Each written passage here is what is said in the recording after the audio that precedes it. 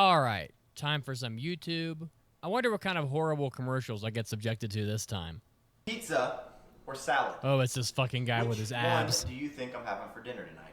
Who really gives a Not shit? This. Definitely not this rabbit food. Why? Skip. Because At Tommy John, we YouTube, why do you hate me? Comfortable underwear. And Stuff that underwear in your mouth so you stop talking. Before you check out every episode of this podcast, I bet you're really missing having to look at dudes' abs or see bulges in men's underwear simply because you're trying to check out some anime. But of course you don't, and we won't torture you with commercials like that. Instead, you can help this podcast remain ad-free by heading over to aaapodcast.com/join or Patreon/AAApodcast. You won't have to listen to any horrible commercials, and you'll be getting 8 exclusive extra podcast episodes a month, our hentai episodes, our hobby addicts, and our after party episodes, just for you. Again, if you want to help us remain ad-free, go to aaapodcast.com/join or Patreon. And now let's start the podcast. Get ready! You're about to listen to the Anime Addicts Anonymous podcast. Make your anime addiction worse at aaapodcast.com. And now, here are your anime addicts.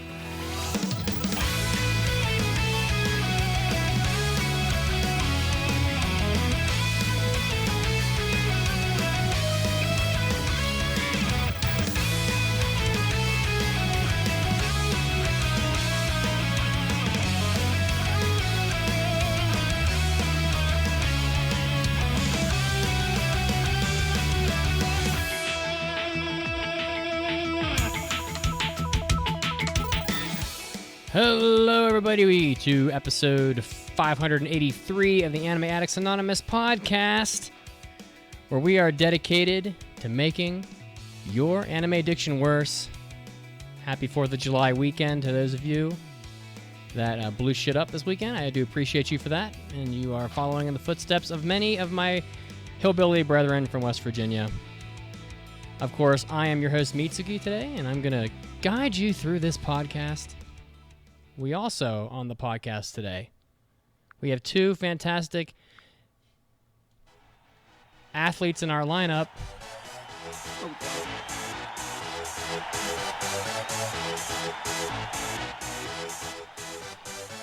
y'all ready for this? Hailing from Chicago, Illinois, power forward, number 82, 6 foot 4 inches, the pillar of dominance himself, Mason. Oh my goodness! Thank you for having me. 6'4". I wish, my dude. 82 is not a bad guess for the number, but so glad to be here today. You guys missed it for the last, 5 minutes. Mitsuki has just been smiling like a doofus as he just enjoys this immense pump-up jam, and I'm feeling the vibes. And hailing from Lower State, New York, guard at a mere 5'5", the Muggsy Bogues of basketball herself. It's Caroline. Yeah, you're pretty accurate on the height there. 5'4", actually. I took a crack at it. For your accurate description. I'm a little upset though with my Chicago roots, not getting the Chicago Bulls iconic entrance music. Oh, for God's sake. You expect me to know what that is? Yes, All right, I do. guys. Actually, you might not know it off the top of your head, but if you played it, if you look up Chicago Bulls like warm-up music with the ding, ding, ding, ding, the piano, immediately you'll be like, okay, I know exactly what this is. All right, well, guys, if you want to follow us on social media, it is Monday today. It's unusual recording time for us, but we normally record on twitch.tv/AAA Podcast Live. That's right, live, Sundays at 5 p.m. Eastern, so don't miss out. People on Twitch are already highly confused. It's like, why are they doing it on the 5th? Well, yesterday was a holiday and Mitz was drunk. So, okay. That's enough of that. And we also are on Facebook, so you can follow us on Facebook. You can follow us on Twitter. And if you don't follow us on Facebook or Twitter, Caroline will be sad because she handles social media, and she'll just be like, I get no love. I know. So. It's so sad. So we also are on Discord. If you go to our website, aaapodcast.com, after you're done throwing us a couple bones, or not, you can go to our Discord. There's a Discord button on the top. You can enter the Discord, which is the black hole of all anime fandom where we absorb all people into our community. So head over to our Discord and we'll be nice to you, I promise. Mason, did you whore yourself out on another podcast this weekend? I certainly did. Oh my gosh. A couple, but I guess the first and most noteworthy one, because it is now out. I was on Talkin' Anime, episode 40, not just with them, but I was a co-guest with Sam from Anime Summit, who has actually been on this show before, so that was a great little crossover. We talked about music and Beck, one of Enzo's all-time favorite anime, so that was a real good discussion. Links in the show notes. I was on another podcast as well, which will not be named because it's not out yet, but that took like 48 hours of material to prep for, so it took quite a while. Christ. And also, I want to announce I'll be going to Otakon, the big East Coast convention that Mitz, you used to go to back in the heyday. Yeah. Yep, it's true. But it's one of the first big conventions coming back after all of this, so if you're feeling safe, if you're feeling comfortable with the climate and environment of it all, I'll be there August 6th through the 8th in Washington, D.C., so come say hi or hang out or do whatever, and we'll see if we can do a big old meetup of it. So that's my big update for the week. Is Otakon still the massive convention it used to be? Because when I was going, it was like 25,000 people or more. So I think it got up to like the low 30s, and then after it left Baltimore to go to Washington, D.C., I think it dipped for a bit, and now it's on its way back up. Obviously, with last year being canceled and this year being, so soon after, I mean, not that it's completely past us, but so soon after the COVID situation, we will see what kind of turnout we get. But it'll be interesting to see how well they do with the mask mandate, how well they do with just keeping everyone clean and distance, and we'll see what kind of turnout they get. So it'll be very intriguing to see what comes of all that. All right. Well, I hope you have fun. I definitely have some good memories from Otakon, mostly because they are willing to do very naughty things late at night, and it's always fun to kind of have the adult content. So whether or not you enjoy that, I hope you and everybody else has a good time. And stay tuned. I think we're going to have a couple more appearances on other podcasts here in short order. We have had some guests, and so we will be revisiting them here on the other side. So we'll keep you posted there in case you want to hear us over on their podcast as well. And I know that they would want us to let you know about that because that's, it's part of the point. So, well then, on this podcast today, we are going to be doing it. It's a long-time favorite, on this podcast. How many times have we done Anime Shark Tank now on this podcast? I don't know. 12. I don't know. I'm guessing. Well, we're going to be doing Anime Shark Tank today. So we've had enough submissions from our lovely people. People were screaming for it on social media. Oh, were they? Oh, a little bit. There was at least one person that was like, hey, when are we going to do Anime Shark Tank? And we're like, coincidentally, this week. Yep. So if you want to leave a Shark Tank submission, you can go over again to our website, aaapodcast.com. The mailbag button on the top actually contains the location where you would also do Shark Tanks. So you can click that and submit your Shark Tank ideas. And also, after that, we're going to be doing the review of Wonder Egg Priority, which I think is a Mason joint from about way back in like the winter, I think, where this is like the pretty much close to wrapping up everything from the winter. So. And on that note, is there anything else we need to cover before I shuffle you like the good host I just am? want to say behind the scenes, I went through like 20 different screenshots for our title image for this episode. I just couldn't decide on what image I wanted for it. And I kept on just replacing what it was and driving Mitsugi insane. So I hope you guys appreciate it as much as I do because it's so fresh. Oh, look at that. Yeah. I love it. Nothing drives me more insane than heterochromia in anime.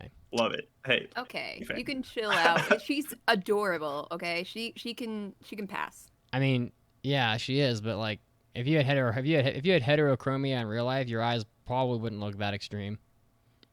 Well, Just saying. Sure, but this is anime. Anyway, I got nothing else. All right. Well, in that case, I'm gonna move us along here.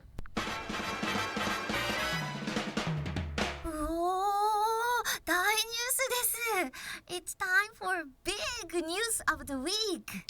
All right, well, I'm a huge Anime Cell fan, and there have been some pretty interesting things going on in the world of Anime Cells here in the past couple weeks. There was an auction held by Heritage Auctions that between the 25th and the 27th of June, it had 928 lots of anime-related art, and they sold $2.1 million worth of anime art, which I think is a record, and it attracted 2,853 bidders. They had a sell-through rate of about 100% of all the stuff that they were trying to sell. And they broke some records in terms of the value of anime sales, and I've got a couple of the really high sellers up on the Twitch for you guys, and they're in our show notes if you want to check them out. Record-breaking prices were set for collectible sales from movies such as My Neighbor Totoro, Princess Mononoke, Kiki's Delivery Service, and Akira, which I guess, Akira is like one of the only movies that's going to slide in there amongst the Ghibli movies. My Neighbor Totoro had a cell depicting Satsuki and Mei in the rain at the bus stop. They got 69 bids before it sold for $84,000, which I think is the highest amount anybody's ever bought an anime cell for publicly.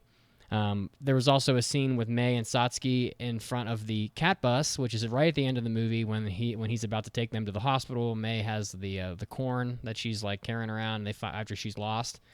That one sold for $72,000. Which was nearly 29 times its pre-auction estimate. So I guess they thought it was going to sell for like $2,500, and it just people went ape shit.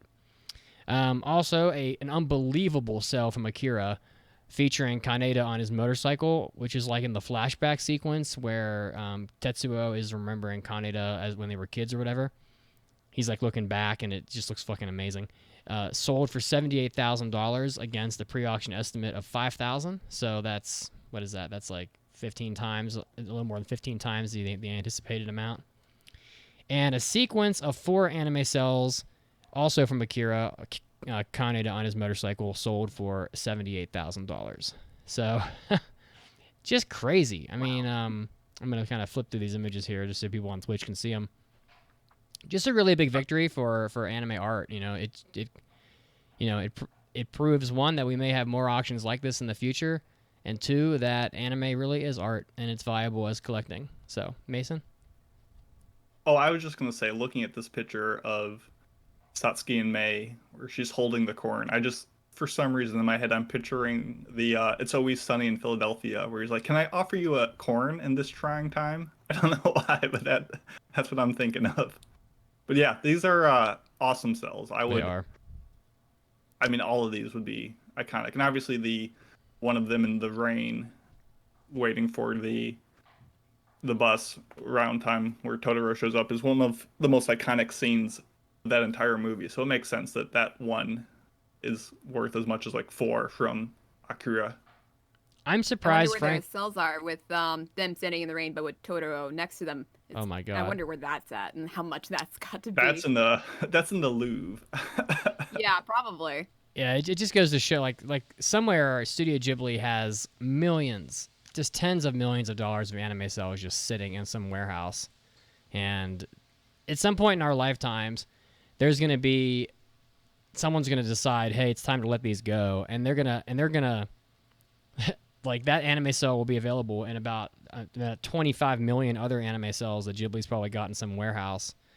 And it's probably going to lower the value of them all generally because they're going to be so available. But I mean, it's going to be wild. And that cell with the cat bus is a fucking great cell. I mean, it's a little bit of a shame that Mei and Satsuki are looking away from the camera in it, but it's really more of a cell of the cat bus than it is of Mei and Satsuki. And for it to fill, I assume 100% of the cell overall is just fantastic. I'm not really shocked. I mean, I am shocked it went for $72,000 or whatever because. There's a cell you can buy like right now on eBay of Mei getting ready to crush one of the soot sprites right at the beginning of the movie, and it's a great shot of Mei's face. It's a great action shot, and that thing is already framed, and they only want like $3,000 for it. So I think some of these people were drunk, probably. Now Ghibli doesn't use cells anymore in their animation, right? No one uses cells anymore. Right. Cells stopped being used like around 2002, I think. What if they started using them again? At least for Ghibli, they could probably net money just using cells in their animation again and then selling them off if they get popular. Yeah. So costly and inefficient, though. We can't slow them down anymore. I mean, if anything, they Yeah, I would sell guess the so. cells they already have to like fund their next 5 projects or save anime completely. I'm gonna pass it on to Mason here, but I just want to note that there was a lot of news this week, and I have the other two most pertinent things that I would have discussed here in the news break. So if you wanna, don't skip the news break. I know you guys say you don't skip the news break, but I know some of you do. So don't skip it. Mason, what do you got? I've got this new Star Wars version of the Animatrix, which will be coming out in September 22nd on Disney Plus. And by that I mean essentially 10 shorts of, quote, Japanese anime studios offering a fresh and diverse cultural perspective of the Star Wars franchise will be coming out, announced at an AX Light panel where Lucasfilm revealed the studios and some of the creators involved.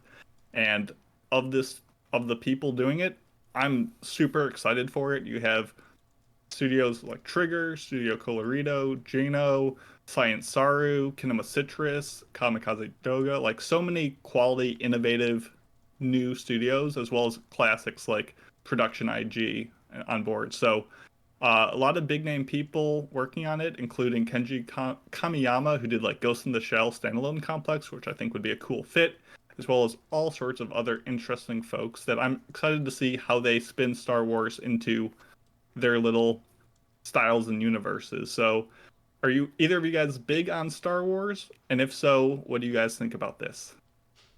I've not seen anything Star Wars. Nothing. No, I've planned on it, but I never did. You haven't. All right, wait a second. Not even like the old movies, like. No. Oh man. Okay. I'm looking for my fail drop here. For Sad Shane. lightsaber sounds. Oh. That was a pretty good one. For someone who's never seen Star Wars. Yeah. Well, it is a shame. You know. On the other hand, though, she's never experienced Jar Jar Binks, so I think she's net positive Have I in been life. saved, though? Have I been saved from that? I think so. I think to some degree. How about you, Mitz?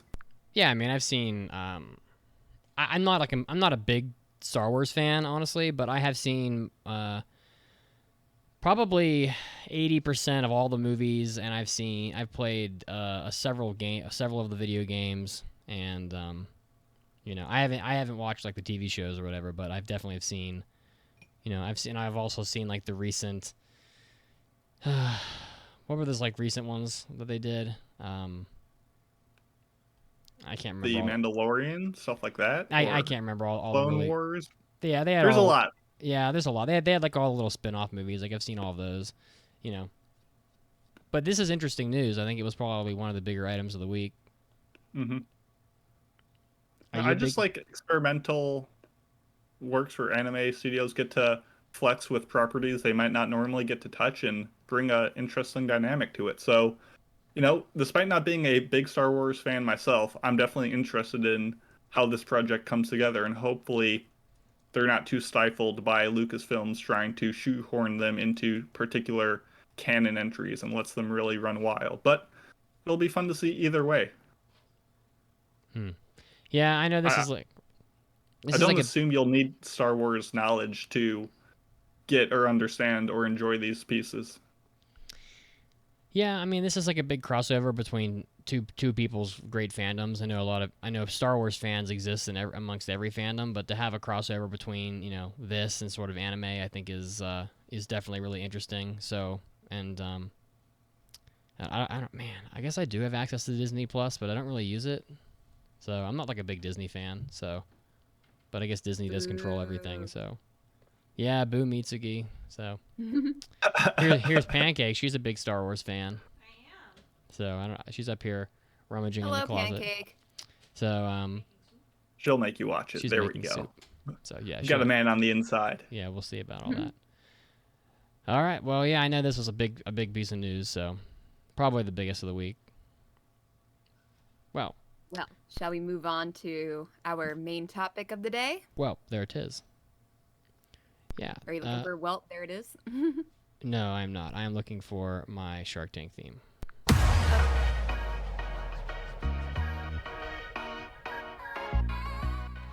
Who are the Sharks? They're self-made business experts worth billions. Mitsugi is a self-proclaimed holy man and a world-renowned enemy of moe girls.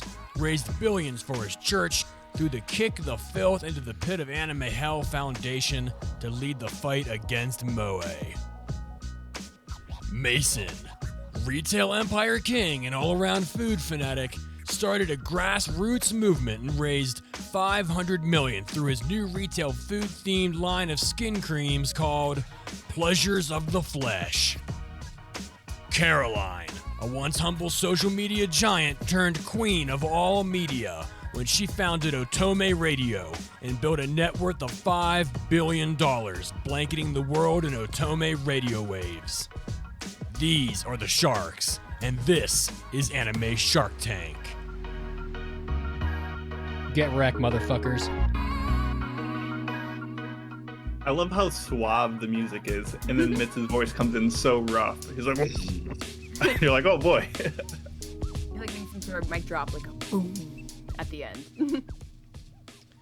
Well, this was Anime Shark Tank. We solicit plot ideas and money-making schemes from our listeners. We pick the best ones, and we say whether or not we are going to accept them with our fake cash. So, shall we get started? Speak for yourself. I'm making it rain, bitches. Yeah. We got Monopoly money over here. So you will hypothetically earn our credit card numbers or not. But either way, we always love when you guys submit them, whether or not we decide to fund them or not. So You know what? good Fake luck, fund them. contestants. You know what? We gotta Much make like sure we let them know we are not actually funding anything. much like Granddad from the Boondocks, you can now refer to me as Rain and Bitches for the rest of this segment. Thank you. I'll just call you Mitsugi. So apparently these are pretty long. I think like maybe in the future we should say like they have to be under this amount of words. Oh, or we something already like do that. Really? Yep. And they're so long? Yep. It says how many words you're allowed to do on the form for the submission, but there's no way to really stop anybody from submitting like really long ones. So I did try to read through these quickly and reduce it, and at least I will say these are all pretty well written for the most part. Okay. So I appreciate that inclusion. So if we have to cut any of it out, it's just for time. We don't mean anything personal. We do know how to read. You have to believe me. And Maybe not Mitsugi, but at least us two. We know how to read. let's see how many we can get through, and we'll just save the rest for a future episode. Because we always love doing these. You don't want to start some shit with Rain and Bitches, okay? Leaving them wanting more. Or else you're gonna get some stitches. All right. Oh boy. All right. So the first one is from End Monat. Title is Guys und. Do I just say this like I'm German? I guess Guys und Kampfflugzeug. Or Pretty good. Guys and Planes. The studio is Actus, the returning studio from Girls in Panzer. Guys und Kampfflugzeug will be a spin-off series of Girls in Panzer, sharing the same universe and character crossover, similar in scope to something like a certain scientific railgun and a certain magical index. The series will center around boys' academies Sentoki Dole, the teams readying themselves for and competing in the National Combined Arms Tournament. The initial series will be slated for 13 episodes, but by nature of its sister series, will be open to movies and additional seasons upon reception from audiences. The synopsis: Takeshi Umeda is a 17-year-old student of Eisenhower Boys Academy, sister school to Saunders University High School, and preparing to exit his first year of high school as the ace pilot of the Eisenhower Sentoki Dole team, due to his family's long history of flight and honor, along with his own personal talent for the sport. That is an unbelievable run-on sentence. However, due to an unfortunate argument with the team captain, who wants him to fly the American F-80 Shooting Star in the coming Combined Arms Tournament, he suddenly quits and decides to transfer to Kodai Boys School, Oadai Girls Academy's sister school, which I guess is how it's connected to Girls in Panzer. For his second year, knowing Oadai Senshadol team took home the national championship last year, he is bewildered to find The team an utter mess of delinquents and uninspired members with no captain and no intention of being ready for or competing in national combined arms tournaments. Will he be able to whip his new team into shape in time for the tournament? So merchandising, how is this shit going to make any money? Well, while normal avenues of art books and Blu-rays, etc., are all, of course, available, the uniqueness of this title opens new doors for merchandising such as Nendoroids, which is not really new, aircraft model kits, also not new, clothing and jerseys based around the different schools of the series, and much more.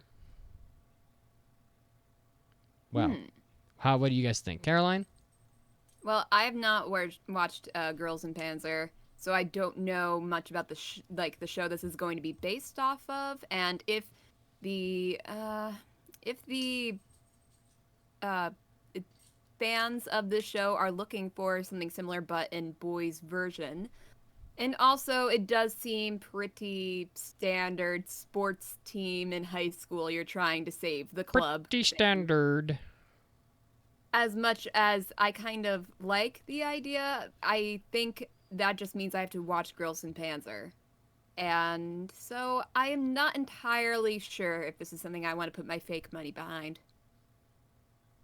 Mason? Yeah, it definitely seems like a step back in. I'm not going to call Girls in Panzer a innovative series, but it was such a weird mashup of moe cute girls doing these highly absurd technical tank maneuvers in combat, and it was such a bombastic idea that somehow worked because of the dichotomy between the elements. Here, as much as gender equality is great, like no one cares about boys doing realistic plane stuff. It just doesn't have the same appeal as tank drifting. So it seems like, yeah, you'd get some of the fans and some of the appeal. It seems like an inherently less creative show than Girls und Panzer was. It's, just going to forever be in the shadow of its predecessor. So, I mean, I could see it being a fun show, but probably not one innovative enough for me to put my money behind it. Bottom line, I think the question is that are the boys cute enough and appealing enough to follow in the footsteps of the girls of Girls in Panzer? Because I think Girls in Panzer is ultimately like about, oh my god, the cute girls. And because like I've seen that anime and it's not, it's not a bad show, but you're watching it for the girls. So, and I just have doubts about that. So there's plenty of these cute boy shows, but I don't think they're really flying jets in them. So, it's mostly like Mystic Messenger. Let's call up my boyfriend on the cell phone or Amnesia. These weird crazy shows that I've seen before. So I'm gonna have to pass on this one as well. I think we were all pretty much out on this, were we not? I think so. Sorry. And I've written it for you. This is that such a doesn't happen special very often. Okay. In cash, I know because I like to watch it flow. When I ask valuation, I want no hesitation. Are you worth $10 million? Hell no. Hell no, you better back up off fucking bitches, because I'm going to come in here and kick your ass. All right, who's up next? That's so aggressive. Yeah, your persona's getting a little assholery. No, it's okay. It's on brand. Someone's got to do it. Have you ever watched Shark Tank? These people are assholes. Yeah, a little bit. We literally shot down this guy's airplane idea. I feel a little bad. But we're still going to do it. Moving on. Have fun reading this Japanese. Holy shit. Yes, so General Mills here made an idea with a lot of work being put into its title. So we got, wow. Oh no, I've been transported to another world with my Takarazuka troop. Yeah, and we're all buff boys now. Or, oh no, Takara desuka giden to isho ni isekai ni hakobo rete kimashita. Ima wa mina bafu boy desu. Or Takara Bafu. I want to say, while you catch your breath, God. General Mills is a psychic because we do have a Takarazuka troop anime coming out this upcoming season. Sorry, what's a Takarazuka? It's a style of play in Japan, or I guess a troupe, where all the roles are done by females. So both the female and male roles are done by females, and it's interesting, which is why they're all now Bafu boy boys. desk. Bafu boys. So, what's Takara Bafu all about? So we got Hana, Suki, Yuki, Hoshi, and Cosmos. Ooh. They're all best friends and perform together in the Takarazuka Review. One day at the train station on their way home from rehearsal, Hana trips and falls into the oncoming path of a locomotive. The girls grab her and try to pull her off the tracks as the train comes barreling towards them. But instead, she accidentally pulls all of them along with her, smeared like ketchup stains along the tracks. Jeez. The girls seem to have met their untimely end at the hands of their clumsy compatriot. Damn, okay. Took a trip. Instead, they wake up in a fantasy world. Although it's nothing like the girls could have imagined. Obese dragons, elves with cankles, and knights in shining larder. God. Everyone in this world has let themselves go. To top it off, the girls themselves have been transformed not into magical girls or overpowered isekai heroes, but into incredibly stacked, absolutely ripped, completely and utterly beefy, brawny, and muscular men. Follow our ganky group of girls turned men as they spread the word of a healthy lifestyle to the residents of this world through the only way they know how. Song. So, the monetization scheme we have here is 2 voice actors for each character, both male and female, with performances from both in the anime's official soundtrack release, the inner voice of the Moe girls and the burlesque and sultry tones of macho men. Weekly talk show following the episode where the voice actors and actresses offer various tips on staying in shape and give musical performances. Sponsorship opportunities with various fitness equipment companies and gyms can be easily worked into this talk show section and allow funding for the anime. Lots of opportunities for parody and references to other famous series like JoJo's, Sailor Moon, etc. that will allow for collaboration events and bring in fans from other franchises.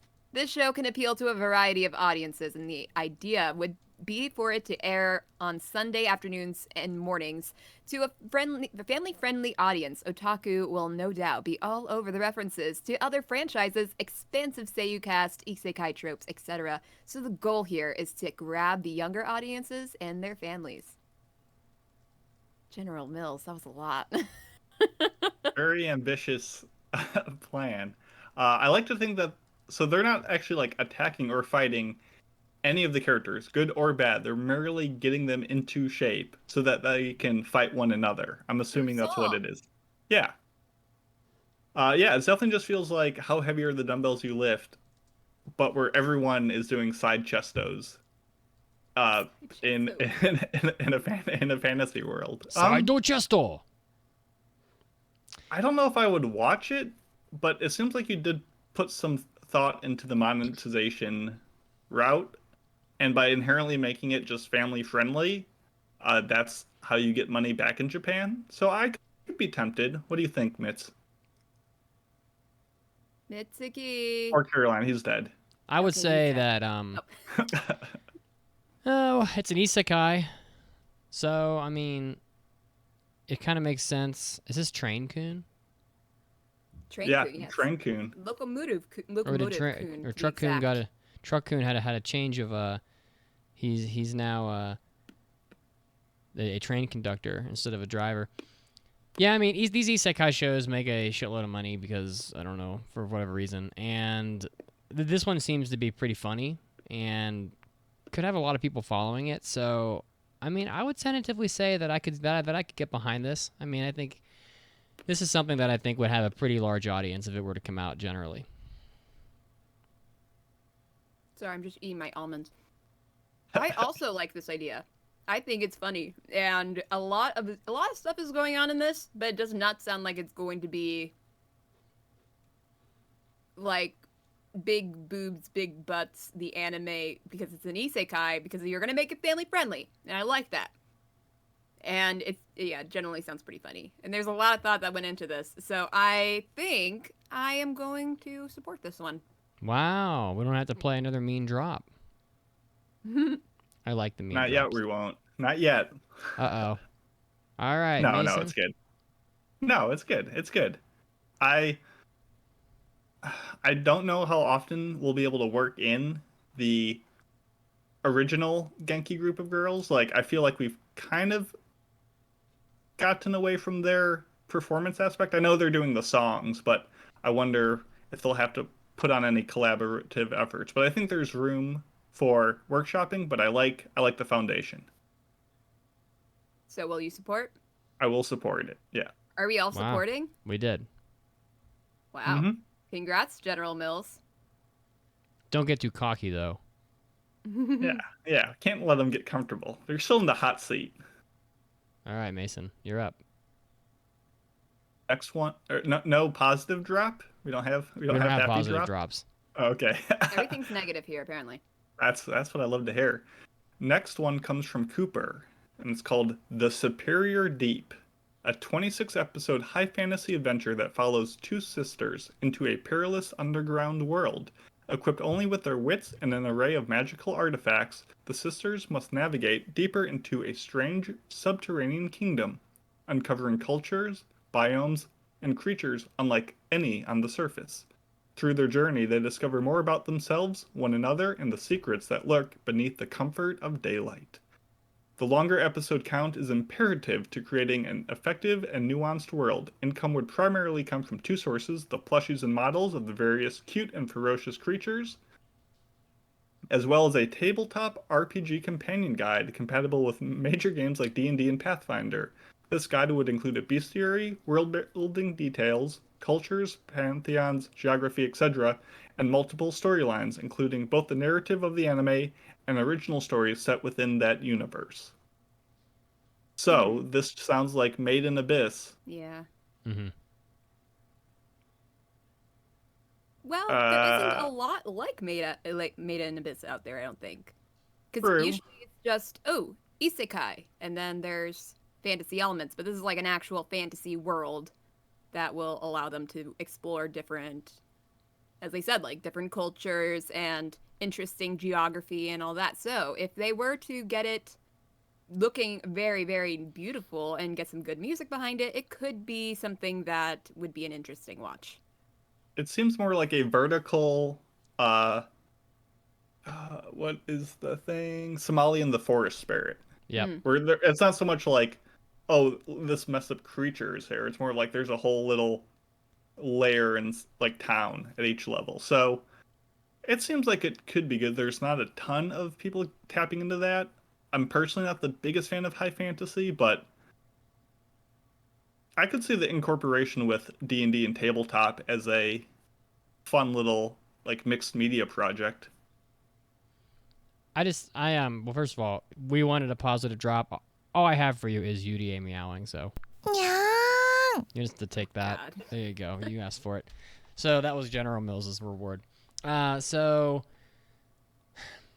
fantasy shows just don't do well in anime. It seems like they don't come out often because no one's watching them, and when they do come out, they seem to come and go without much memory of them happening. When they do well, it seems like they bring something usually extremely unexpected, or or they excel greatly at some specific thing.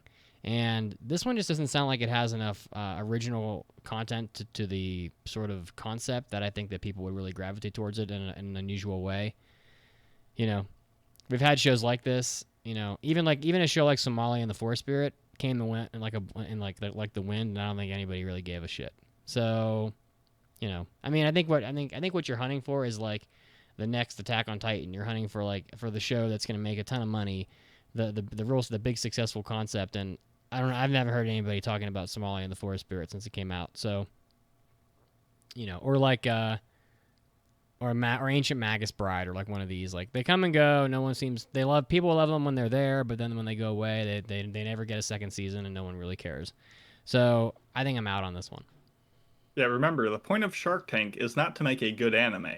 Anyone can do that. It's to make a financially successful anime that we're okay with funding. So I get where Mitz is coming from, where this could probably be a good show, and of course with great characters and visuals, yeah, any show would be worth watching. But does this bring something new to the table we're not getting elsewhere?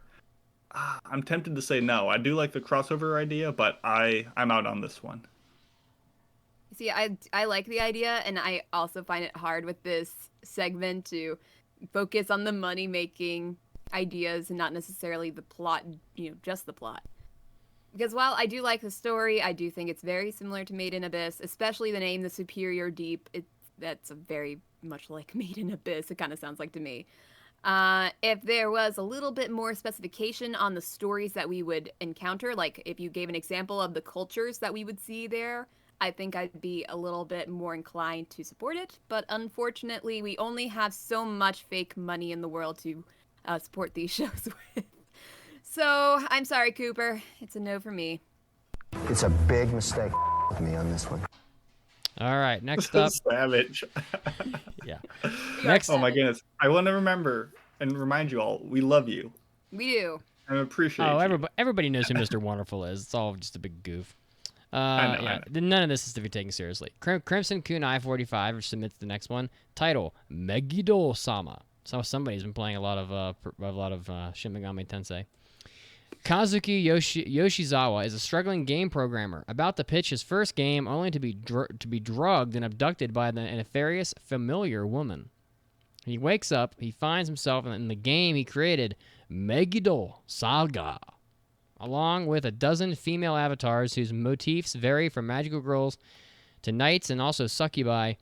A woman known as Fractal announces that the people gathered have ruined her life in the real world, so they have been banished to this one. Join Kazuki on this mildly ecchi dark fantasy adventure to win the game. Return to Tokyo and expose Fractal for her crimes. But who exactly is Fractal to Kazuki? Profits can be made through creating a gacha game of the same name, as well as crossover events with other gacha games, like AFK Arena and Grand Summoners, plus figures and Daki Makuta of various waifus who could also be sold in various outfits. I know it's not Shark Tank, but the second you read Succubi, I picture you like hitting your golden buzzer, like insta-pass. Well, there it is.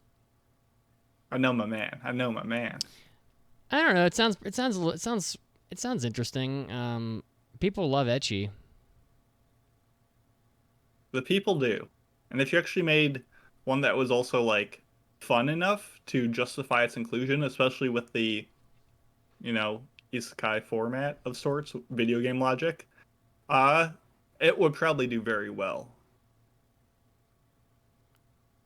You Caroline? see? I don't like ecchi. I really don't. Especially when it's like, okay, you got this guy and 12 women. It's like, 12 women. They call it Baker's Dozen. I know, it's just like, not, okay, so you got a woman who's had like 13 people wronged her. Of course, only one of them's a guy. So obviously this is going to be all about him seeing boobs and touching them and all that. So, yeah, I'm not really into this, sorry. I guess I am a person that will put my fake money on something that I believe in. And unfortunately, ecchi isn't really that for me. So automatically I was kind of like, no.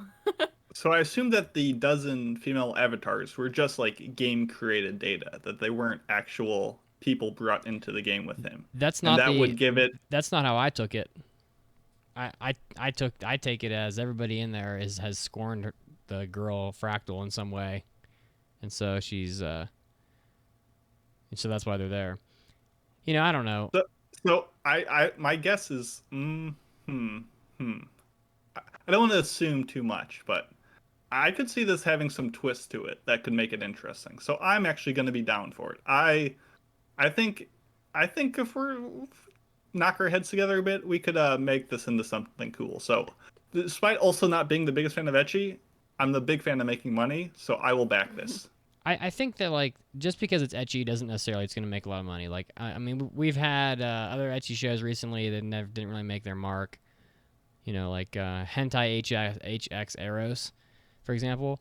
I don't really think that this show is this concept doesn't sound any more interesting than that concept. You know, And I it mean, sounds a lot like Sword Art Online. it says mildly ecchi, more dark fantasy. well, I would call HX Eros mildly ecchi. I don't know. But so I don't know. I think I'm out. I don't think doesn't sound interesting enough. And there's plenty of ecchi shit out there. I mean, for God's sake, they're coming out with another Iki Tosen anime here in short order. So I think I'm out. I'm gonna play it. You're really intriguing because you get these shafts of white light and pure thinking in between a wafer of nut bar factor 6. All right. Is he say these? Okay. So up next we have El Dino, and he made an episode, or they, I don't know what gender. They made an episode, or anime, called Underdog, all caps, by the way. Number of episode count is 48, and the synopsis Bold. is... I love it. Field Hockey Pro League, where 8 teams around the world, including Japan, work hard to win the tournament of this mildly popular sport. Moderately, sorry. In the first half, 24 episodes, they follow and get to know all the teams before they face off in the second half. The pitch. Many people wonder what a sports anime would be like from the antagonist team's perspective. This anime will offer a look into the team dynamics and politics of not just one team or country, but 8 teams all around the world. The anime rides on build up and hype. Hence, Production IG will helm the animation. With worldwide release and dubs in multiple languages, the reach alone could generate handsome profits. We can also partner with International Hockey Association to generate more interest in field hockey and in return for sponsorship. The rest, like merchandise, tie-in media, go without saying. Mason, I feel like this might be up your alley. You know, you have heard how successful we back hockey anime in the past, so I see where your head's at. I feel like 8 teams to follow at once is simply too many. I think you would either need to pare it down to 4, absolutely max, or you do a much more, you know, as boring as it might sound, classic of you follow one team, and then as they prepare for the upcoming match, you get the shafts of flashbacks to that team's development and learn their personality. Very similar to Haikyuu, and what Haikyuu does so well is, sure, they might be just, the new team they're facing, they have blue uniforms, and that's all you know.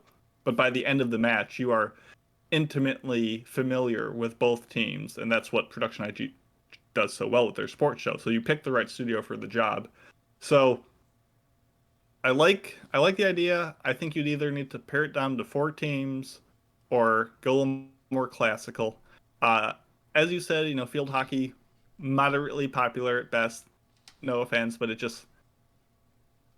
I mean, I guess, you know, we have the water polo anime coming out, but even then, I think that has a little more renown. So, you know, I get the worldwide release, but at the end of the day, anime fans are already going to be anime fans, and this probably won't make anybody watch anime that they haven't previously, so I don't really think the money making is there. So while this show seems interesting, 48 episodes, 8 teams, I just can't do that, so I'm out.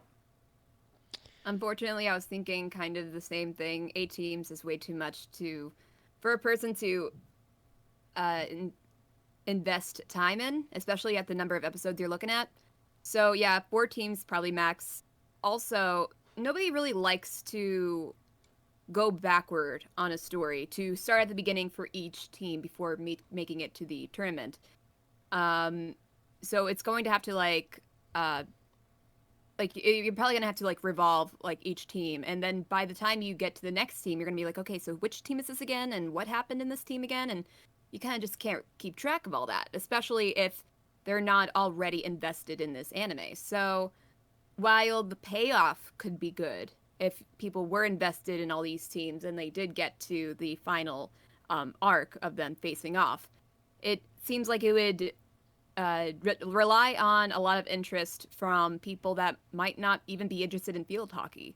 So it's an interesting idea, but I agree with Mason. It's probably not going to be popular enough to get the money it needs. I'm going to have to pass on this one, but for me, it's because there's just too many unanswered questions. First of all, I don't understand how a team can be an antagonist. Like, if you're going to follow a team, I mean, every team is the protagonist in their own mind. Like, it isn't like there's a team that's out there, like, robbing banks or something. You know, it's... Whoa. The Icelandic hockey team from the Mighty Ducks 2, the most evil team in existence? Yeah, but if you were to watch that movie from their perspective, they would just be trying to win the cup or whatever. So I'm kind of curious why, like, what makes the team the antagonist team. Also, I'm kind of curious, like, what kind of tone this is going to be. I mean, first of all, I really think that a lot of the appeal of certain sports shows is the characters. Like, you know, they want them to look, you know, appealing looking, and, you know, like Hajime no Ippo succeeds because it has fantastic action. It doesn't succeed because the characters are pretty. Other shows are the opposite. You know, what is this one going to be like? Is it going to be, you know, pretty characters, or are we going to be okay having their teeth knocked out because some guy takes a hockey stick and, you know, and checks some guy in the face with it? You know, I'm not really sure, like, what the tone's going to be like. Although I do think the concept of field hockey sounds really cool, assuming it isn't Remain, which is the water polo anime, which I already know is going to crash and burn because the synopsis was basically, we don't have enough members for our club. Like, God in heaven, please just, for God's sake, anything but that. So I'm going to have to pass on this one. Sorry. If you were in one of my business school classes, I would spray you down with water, and every time you say I don't know, I'd hit you with an electric cattle prod. All right. I do want to point out... Caroline has never heard these drops before. It's hilarious. Some of them I haven't. I do want to point out that Aldino said that, you know, by having all these 8 teams be the focus, there is no, like, antagonist team. It's like... There's usually an antagonist team in most sports show, and this show would get around that by having everyone be, you know, on equal terms. But fair enough. Next one. Next up, from Sjinther. It's called Black Cargo. Ooh, oh ominous. Shit! The Yakuza take over a small logistics firm in order to get several containers of stolen cars from Chicago to Tokyo for the boss. They send the 7 law-abiding drivers from the firm to get the cargo to San Francisco to load it onto a ship. But what should be an easy task gets increasingly harder as the local Chicago mob, a rival Yakuza gang, an Arab card collector, the FBI, and a local sheriff join the chase after them. The truckers end up getting help from a former runner in a Trans Am, a bus full of Buddhists, a Japanese drift club, a couple of young ladies on the run, a gun club, and the American trucking community as they try to get their convoy westbound and down across the USA. This is an action comedy with a great soundtrack of trucking/western songs. 24 episodes from Wit Studio. What the hell is this? This is just a Quentin Tarantino hodgepodge, you know, cannonball run of just wacky races. What was the show that came out not too long ago with Apari Ranman? No. Just, yeah, but yeah, almost like a Great Pretender, where it's just like a very stylized, fast and loose and fun take of Fast and the Furious numbers 1 through 9. I don't know which one it is. But seems like just a lot of energy and fun, and just that will tide people over as just a bunch of cartoonish events occur. So what do you think, Caroline? You see, I kind of like this idea. The thing is that I don't really get why so many people would be so invested in containers of stolen cars. It doesn't really seem like What's in them? it's worth all the effort from all of these different organizations getting together to get the cars back. It's just cars? That's all they're trying to get? Just cars. Yeah, but you know, there could be like, oh, maybe those 2 ladies left a valuable divorce paper in the thing, and that's what they need to chase down to get back. Or exactly, what's in the trunk? Or maybe the Yakuza or the mob hid like cocaine in the back paneling, and it's hyper popular. Or what if the Buddhist, like, you could have a reason why each of them is invested in getting whatever they need out or of the cars. So I could see it. I don't think it would really last 24 episodes though. I think 12 would be better. Listen, you can fit a lot of dead hookers in the back of a 4Runner. Why? What? He's stating facts here. He's stating Just facts. facts. I mean, come on. Sure. I mean, it could be fun. But no one likes Western songs, so I'm gonna say no. That simple. For some reason, this reminds me of like the great, what are those like TV shows where they're trying to race across the country, or Yeah, that's what I was thinking of. Days. yeah, or the Great American Race, or one Oh of yeah, those. The Amazing Race. The Amazing Race, or I could be on board with this, but we're gonna have to have a negotiation because I think 24 episodes is too long. This seems like way too long for this kind of concept. This is a show. I say make it 11, throw it on Noitamina or something. 24 is way too many. But if we can negotiate and get it down to at least 12, I could say it sounds entertaining enough to maybe be. If it has enough style and can capture a little bit of the it factor, it could be a success. Yeah, I agree. So, I mean, is there like a middle ground? Like, I don't think so the way it is, but we'll talk. Wow, we're all kind of lukewarm. Were you out, Mason? Yeah, I'm out. I'm busy trying to find out what the opposite of 10-4 is, so I can say that I disagree with this idea. Though I think it'd be a pretty fun show. Were you in, Caroline? If I'm not entirely in, I guess I'm out. Oh boy. All right. Well, here we go. Part of what I have to do every day is to try and find opportunities where I put money in harm's way and I get a return. I don't pick places where there are thousands of dead and rotting corpses. All right. This is the last one we're going to do due to time, and then I'll save the rest for next time. You should, I hate to do it to the guy, but you should skip to the next one because he's in chat right now. Oh, Caroline, you're up. And we can put him on the stakes. Okay, so we got God Emperor of Dune, who has submitted an anime called Fallen. An angel called Belial tells a lie, for an angel committing any sin, no matter how small, means being cast into hell. Belial fights for her survival against both the flora and fauna of the hellscape while exploring her new home. In her travels, she meets a handful of other fallen angels, and the group hatch a plan to break into heaven and kill God as revenge for casting them out so easily. The series will be 26 episodes. It will have major appeal to older anime fans due to containing mature themes coupled with the 80s style hyperviolence. Money making. The unique character designs / extensive wardrobes will lead to many variants for figures, Blu-ray releases with exclusive BTS content, such as making of videos and animator interviews. A video game deal for a series of hack and slash games in similar vein to Devil May Cry, cheap to develop but still profitable. Finally, a manga adaptation will start being released for it 1 year from the airing of the final episode, so as to renew interest in the series before it fully dies down. I love me some 80s act, some 80s violence. That's true. I don't know if this would make a lot of money or not. I could see if the anime is good. I could see a Devil May Cry style video game being popular. But I'm gonna throw some money at this just as like a labor of love, as a pet project, because I love me some 80s violence, and we don't get any of that anymore. So I think if it appropriately captured the essence of that era without feeling too campy and forced, it would be like wildly popular, because I know a huge audience of fans are clamoring for it. So you know what? Oh shit. Those fans by now are older. They got some money to throw at it, and they would like be like, "Oh, if we support this show, it could like help fund shows in the future." So you know what? I think if you capture that nostalgia just right, I think you could have something big. I like it. I'm in.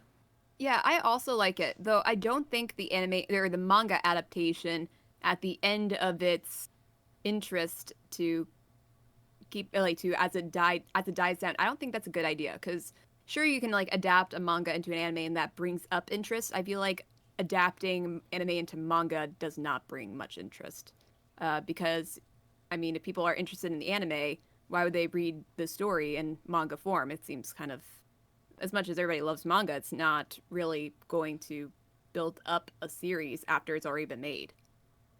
I get you. Especially when they're like, oh, but it's going to fully die down. Like, you don't want to, like depend on something dying down. So that last little bit kind of made me scratch my head a little bit. But it does seem like a pretty decent idea. So if my compatriots are interested in doing it, I think it's probably a decent idea at the very least. So I guess I'm in as well. I'd say we got to change the name, though. Just Fallen, I think we got to razzle-dazzle it up a bit. All right, cool. Well, we liked 2 of them, so that's not too bad, and we put the rest of them back in the mailbag, so we can get to them next time. So, and again, if you guys want to submit these submissions and help out the podcast, you can go over to our mailbag button on our website and submit your own submissions, and we will be equally as cruel to you as everybody else. So, but really, it's Mr. Wonderful. Really, I mean, come on, it's not us. So are we Our heading hands into are tied. Are we heading into the weekly trivia question then? What are the 4 animals that make up the Pomander pets in Wonder Egg Priority? And we will reveal the answer after the news break. Stay tuned.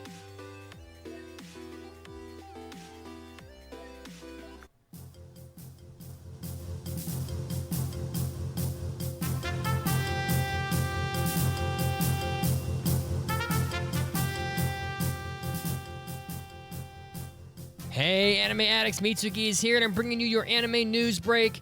Starting off with an interesting article about anime produced by MAPPA with the support of Netflix. Apparently, Netflix has been offering up some pretty ridiculously low budgets for anime properties produced at MAPPA, suggesting just about the lowest amount that people have seen per cut of an anime being produced.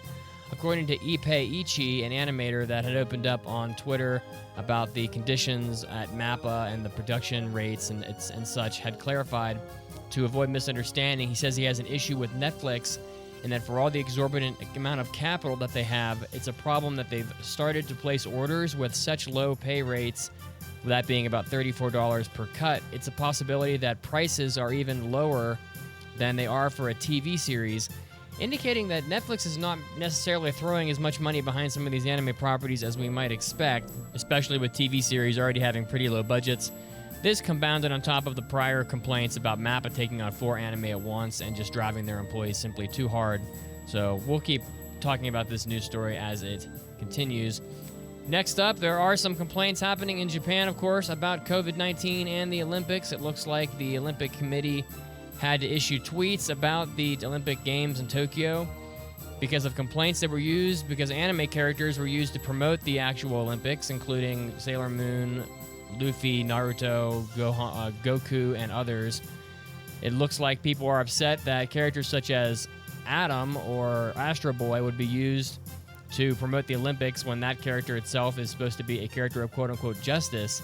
It looks like the head of Tezuka Productions, Rumiko Tezuka, has issued a tweet saying, quote, "The contract for the characters cheering squad was signed after the Tokyo Olympics and Paralympics were decided, and at a time when nobody could have imagined the threat of coronavirus.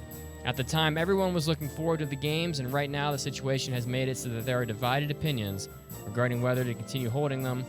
But from a business perspective, Atom, or Astro Boy, is participating in the cheering squad as part of the role he was given, just as the other characters in the promotion are all going to do the jobs they have been given, which includes Goku and the others." Of course, this didn't really go over that well on Twitter, as people continue to protest the Olympic Games in Japan in fear of spreading more of the coronavirus. Next up, Madhouse produces a new anime, Goodbye Don Glees, an original anime for 2022. The director is going to be Atsuko Ishizuka of Sora Yori Mo Toi Basho and No Game No Life. Of course, it's being produced by MAPPA. The film depicts the miracle-like encounter of the Dawn Glees boys at the end of the adventure with friends that began during an unusual summer vacation. The boys arrive in Iceland, the land of flames and ice. What treasures have the boys found by looking at themselves and the transcending of the world? So look out for, always interesting having an original anime coming out, and always nice to see works coming out from Studio Madhouse. And lastly, Iki Tosen is back in the news with Shin Iki Tosen getting an anime adaptation from its manga. It looks like this was announced pretty recently. The series is going to be airing on ATX in 2022. The ecchi anime series of Iki Tosen had its first season way back in 2003 from JC's staff, and it also had seasons in 2007 and 2008 as well. So, and it looks like TNK produced the fourth season in 2010, which I had forgotten about. If you're a fan of Iki Tosen, it just won't go away. More panty shots to come. So look forward to that. This was Mitsuki, and this was your anime news break. And now, time to get back to the podcast.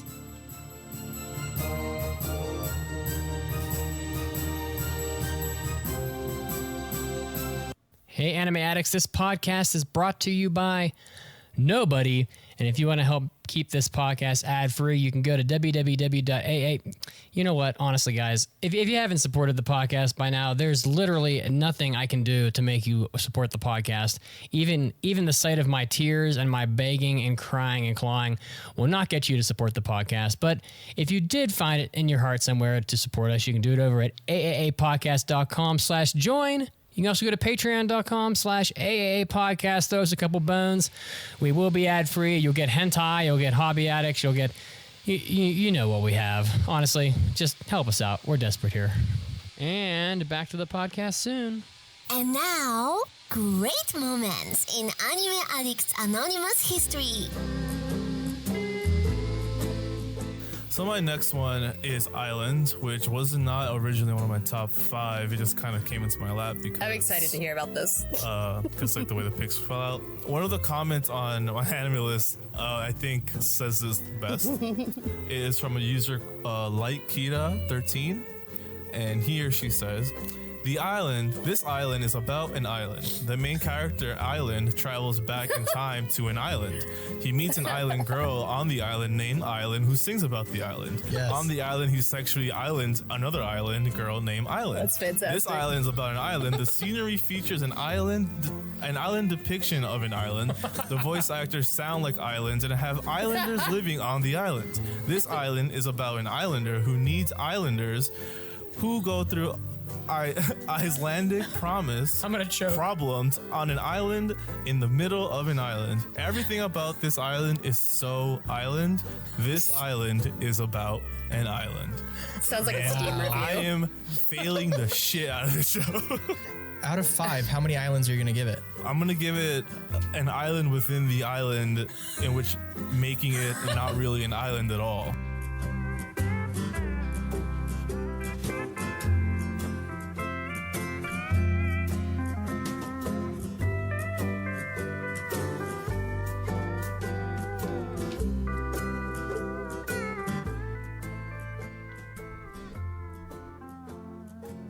Welcome back to the podcast. When we left you guys, we had a trivia question for you. What are the 4 animals that make up the Pomander pets in Wonder Egg Priority? A chameleon, a tortoise, a snake, and a crocodile. They're all like reptiles or whatever, amphibians. Pokemon. Digimon. Oh, shit. Well, we haven't done this segment in quite a while because oftentimes we'll sometimes place the hot new release items in the opening portion of the podcast. But we do have some hot new releases for you today, so I think I'd like to talk about them with you. So here we go. Too loud. It's time for hot new anime releases. All right, there's some really good shit here today, so let's get through it here. First up, the video game Legend of Mana is getting an anime adaptation. So very sort of, I don't want to use the word legendary to describe Legend of Mana, but it is a renowned video game franchise, which includes also The Secret of Mana and The Trials of Mana, which were released for the Super Nintendo in 1993 and 1995 respectively. So it's going to be produced by animation studios Graphinica, who did Hellsing Ultimate and Juni Taisen, and also Yokohama Animation Lab, who worked on Lapis Relights. So Square Enix published this first game in the Mana series as a Final Fantasy spin-off. It is an RPG series, and I'm gonna click on the link here and take a look at the promo art, see how that's looking, and it does look very Legend of Mana-esque, very pretty sort of fantasy, whimsical looking game. Have you guys played these games? Does this sort of thing interest you when these old games get made into a series as sort of a rebirth?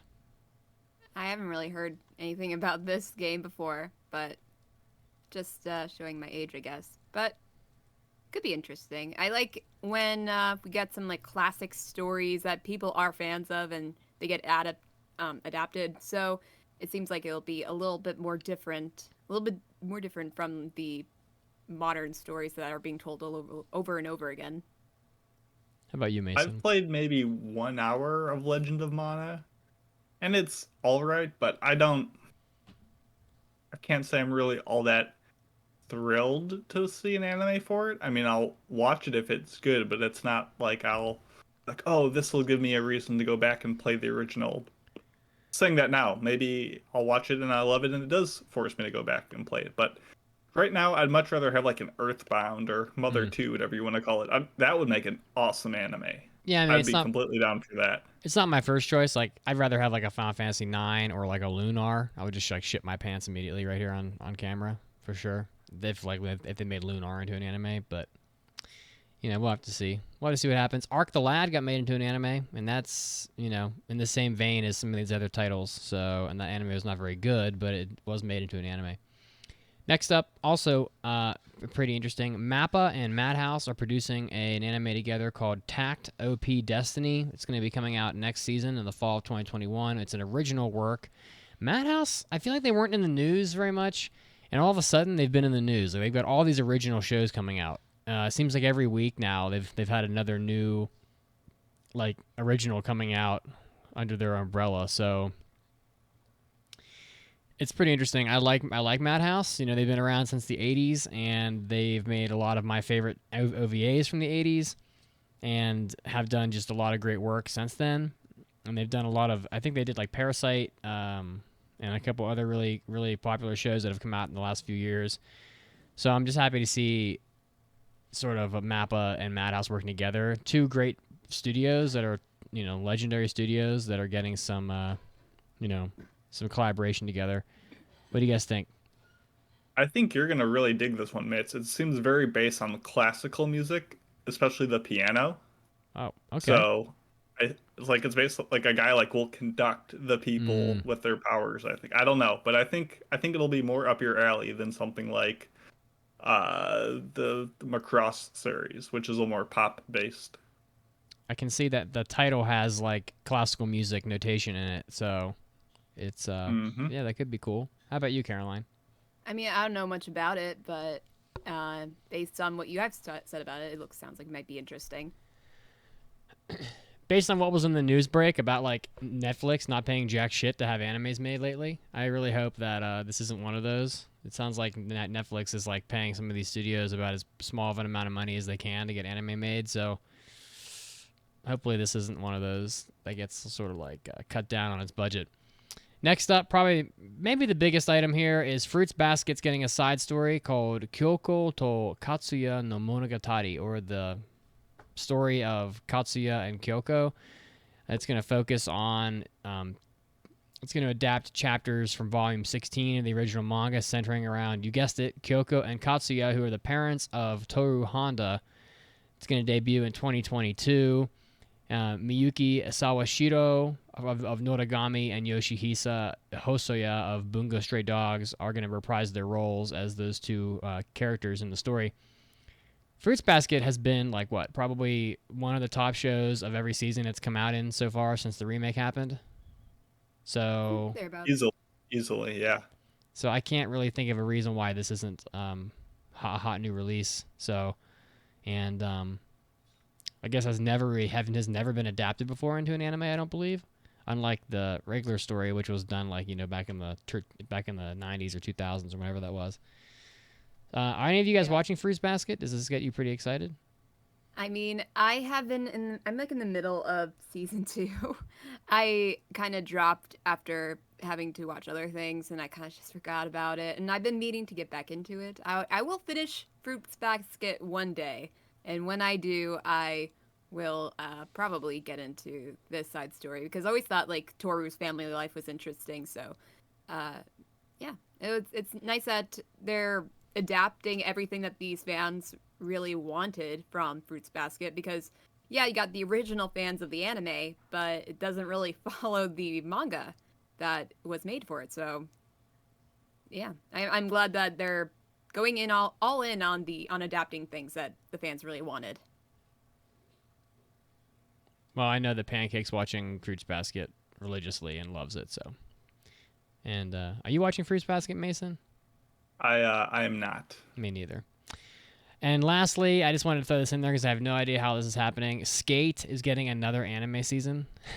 Well, we don't know if it's a season yet. It's a project. It could be it's a movie. project. Okay. Well. Or an OVA or something. Oh, man. I don't know. I guess we just didn't get enough love hug. We never got enough love We hug. could all use more love hugs in our life. Oh, my God. Okay. I do want to mention really quick, Maddie Gamer in the chat, speaking about the Legend of Mana thing, just said that the HD remake just came out for Steam and the Switch, which is probably why this is coming out now, to help raise awareness for that. So, anime as a big commercial, back at it. So, there you go. I would think that the game would. It's probably more effort to make an anime than it is to res up the graphics on a game, right? So probably you would think that maybe the game is a commercial for the anime. I mean, that's what the whole like The World Ends With You that just came out. Like, sure, they're getting people excited for the anime, but they're like, hey, there's the Neo revision HD. Like, it's all hand in hand. All right. Well, that's the hot new releases. Are you guys ready to move on to something different? Mailbags? Mailbags, yeah. It's time for an almighty anime mailbag. Anime.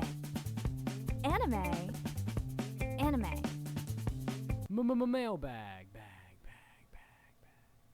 This mailbag comes from Louis the Cat, who submitted it through aaapodcast.com. Just hit the mailbag button and send us any sort of discussion topic or question that you might have.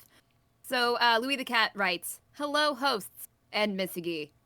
I've seen in various manga and anime showing that characters actually do have sexual relationships, as opposed to the usual hand-holding is sinful tropes that we've been given over the years.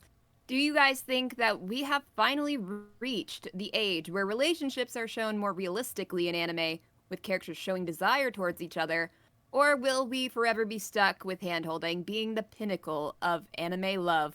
Hi, Mason." The end. I'll tell you where the pinnacle of anime love is. It's called hentai. I thought you were going to say love hugs. Oh, well, love hugs. That's that true. I don't know. I don't really see much advancement in relationships in anime, to be honest. I don't know. I think there's a reason for this, honestly, but I actually, some part of me thinks that like anime characters don't have these like very serious relationships for the same reason why idol girls don't have relationships, and because I think that they're treated the same way in a lot of senses, where and by that I mean there's like a fantasy going on with the viewers, and having that deters from that. But I don't know, have we had anime recently where like real relationships were occurring, like other than the occasional show like that kind of gets there but then sort of doesn't? I mean, it's a lot of we're getting closer on the right track with some shows. I mean, for me, Suki got Karai, maybe. I mean, there's the Love is Hard for What otaku one was kind of had its moment. Like, there's shades of it, and I agree with you, Mitch. Like, idol shows, and idol culture, and like shonen shows, like, yeah, those like ultra pure stuff are never gonna advance anywhere, and I'm not expecting progress from there. But we still get some shows now and then. They're slowly toying with the idea of not being so cartoonish about it. So I feel like we're getting there. We're getting there, people. We just have to have incredible patience. Maybe by the time I'm like 70, we'll get a good anime romance. I mean, I didn't really, notice much of a difference between anime romances now and then. I haven't really been paying attention to the trends. But I would think that anime romances back then would be a little bit more adult than the anime romances now, but I could be wrong.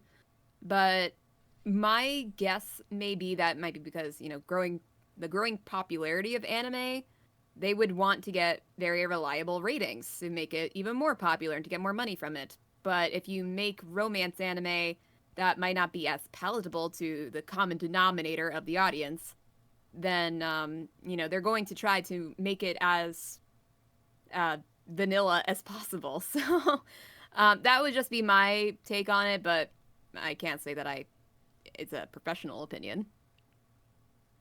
I don't know. It's like this sort of like bleeds into a larger conversation about like society and cultures, but I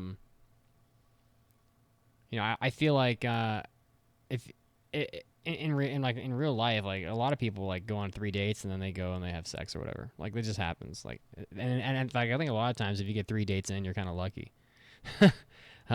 But you virtually never see that in anime.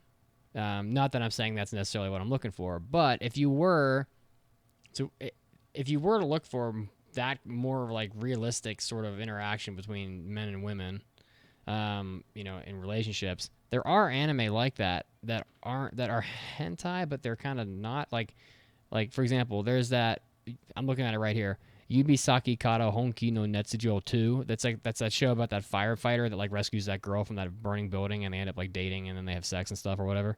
Like it is a hentai, but like, in relationships, like it does, that stuff does happen. So, but like I can't really say, oh, hentai is the place to go for realistic relationships because it's so just foul and just depraved most of the time that I think it goes like beyond what is really realistic. But these like firefighter shows and stuff, or that show where like that we were doing on our hentai episodes where the girl like fell through the hole in the ceiling of the apartment building and like landed in the guy's apartment. Like some of these sort of like short runtime, less like more ecchi shows that get censored and get released, and then there's like an uncensored version that you can watch somewhere else.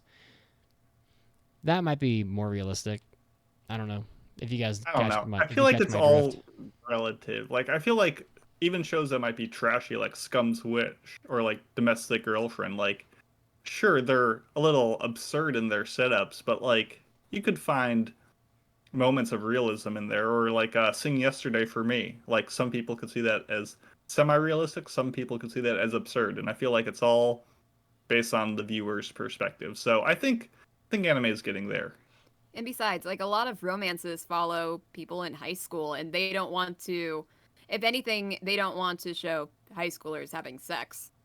Fair. At the very least, they'll give it, like, they'll want to make it sure that they're adults having sex. And they're not going to do an adult romance because that's not, like, as popular.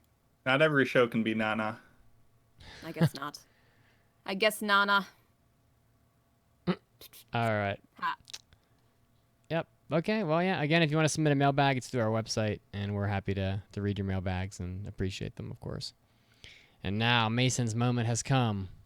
My moment. It's time for our review of Wonder Egg Priority. This was a winter 2021 show that I passed on episode 563. You can watch it over on Funimation. And the synopsis is following the main character, I can't even talk, character Ai Oto. She wakes up in a dream and she finds herself with an egg. And upon breaking the egg in this dream, this egg opens and reveals a person inside. Essentially, she is tasked with saving this person from these existential adversaries that haunt her in the dream. Doing so, she believes she will save the life of a friend that recently passed away, and by continuing to save these egg people in these dreams, she hopes to eventually reach her goal. She eventually encounters other people along the same quest as her, and they form a friendship as they try to figure out how to save their deceased loved ones and what the heck is going on. Um, Done by Studio Cloverworks, who was absolutely loaded up this season. I mean, they did Horimiya and the Promised Neverland, both from this season, so they were pretty busy. And this was a original work done by pretty much up and coming director Shin Wakabayashi, who has not done any works previously to this. So, a lot of new elements at play. With that all in mind, Mitsugi, what were your initial expectations going into Wonder Egg Priority? Well, I thought it was going to be a pretty good show. I mean, you had said as much, and it had pretty strong scores online. But I knew nothing about this show at all going into it. Cloverworks is a good studio, so I mean, I expected it to be a well-made show, and I expected it to be good. But I didn't know what the story was about or anything. I didn't bother to look into it. So Nice. I often go in blind when I can. I think that's the best way to do it. And how about you, Caroline? Pretty similar. I didn't really know much about it going in other than it was very much well hyped. But also, I was going in when the final episode, I think we were all doing that, going in with the final episode 13 had not really been released until like this weekend. So we were I haven't really heard much about what people thought about the ending of the show until I was near the ending of the show myself. And while I had really high expectations, hearing the little whispers of like, oh, it was really great in the first half, but I don't know. That was kind of like me going into it. I thought it was going to be a really great one. Nice. And as the person who passed it, I mean, I don't really have initial expectations for this review, but from the opening moments of the show, I really felt something special. From these like brightly adorned characters exploring a sleepy town on the cusp of dawn, like encountering a dead firefly in the road, like the show just had such a strange, like dreamlike intrigue to it that I was instantly hooked, and that's why I passed it. So that said, spoiler free, Mitsugi, would you recommend this show to the listeners? It's a tough recommendation. I'm not really sure. I mean, there are audiences that this show is probably really good for, but it's the story of Wonder Egg Priority is pretty abstract. I mean, it's not an obvious. It's not a show that you can just kind of watch and not pay attention. It's got some depressing subject matter in it, and it is. I wouldn't say it's convoluted, but it's definitely abstract. I mean, like this is for the type of person that wants to like watch an anime that is something more suitable for like a senior in high school, like English class or something, where you're gonna like dissect themes and pull it apart because there's more to it than most anime, and if you are that kind of person, then if you want to see more of like the Habane Renmei type of like slightly more intellectual type of show, which is what I feel like this is, you probably get a lot out of it. But if you're a person that likes upbeat anime, or if you're in it for like the Iyashikei anime, or if you want to watch like shonen anime, like this is not for you. So I really think that there's like a subset of the audience, and I think it's a smaller than the majority subset that I would recommend this anime to. I definitely think it has shades of a lot of different anime in it, and we'll get to that. But I would say for the right person, it's recommendable. Definitely. Caroline, go ahead.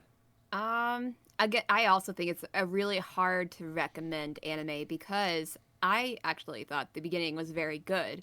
A lot of people did. That's why it's so popular. But I feel like it took on a little bit more than was they needed in the first season of the show. I do think they might do a second season of the show, but with that, I feel like they should have spread it out a little bit more, like kept it simple this first season and put these extra ideas they were starting to go into at the tail end of the show and kept that to the second season, because it's already a kind of confusing show. Like, it's not confusing as in like Experiments Lane or something like that. It's enough confusing for me to have actually liked it, because I'm not a huge fan of just confusing stuff. I want to understand what I'm watching. And I thought it was a pretty interesting show because of that. It was like a little very strange, but just enough confusing to be intrigued by what the answers are. And unfortunately, the answers they gave in the first season, I was not exactly satisfied with.